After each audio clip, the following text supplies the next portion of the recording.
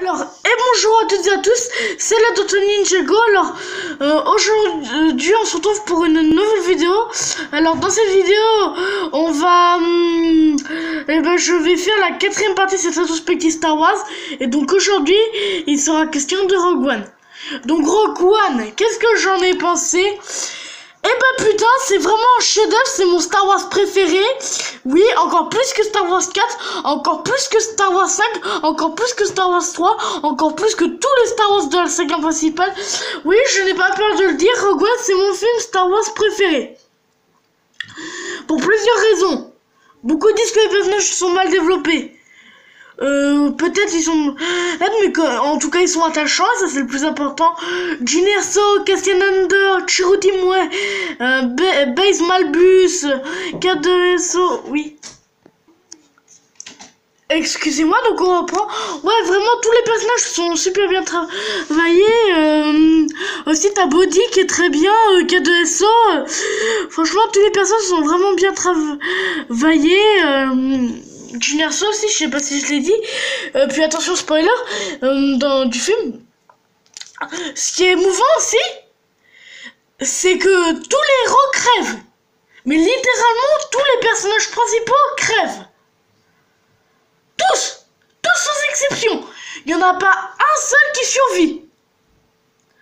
Vous pouvez me dire quel film d'aujourd'hui je parle fait crever tous les persos principaux.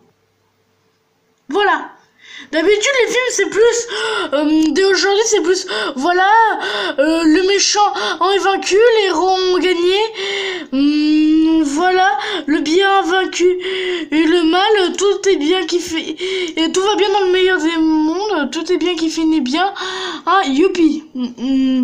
Rogue One propose quelque chose de vraiment très original, et c'est ça que j'ai bien aimé avec ce film, c'est quelque chose de très original, c'est pas le film genre qu'on n'arrête pas de te servir aujourd'hui. Voilà, Rogue One c'est une histoire totalement originale, parce que voilà, les gens, mais bon, il y en a certains qui ont ragé parce que les gens parfois ils savent pas ce qu'ils veulent, parce que quand on leur fout une histoire originale, ils gueulent parce qu'ils disent que c'est pas assez fidèle à Star Wars, et quand on leur sert la même chose que ce qu'ils connaissent, ils disent que c'est une pâle copie de ce qui a été fait avant. Non mais les mecs, faudrait savoir. D'ailleurs, c'est aussi issu d'un coup de gueule que je vais faire en parlant de Star Wars 7.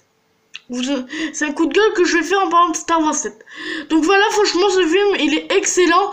Dark Vador, enfin Krennic, très bon méchant, je le trouve très intéressant comme méchant. J'aime bien sa relation avec Galen Erso, le père de Jyn Erso.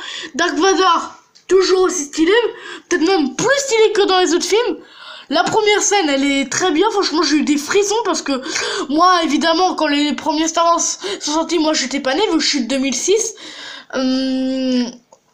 Bon, vu que je suis de 2006,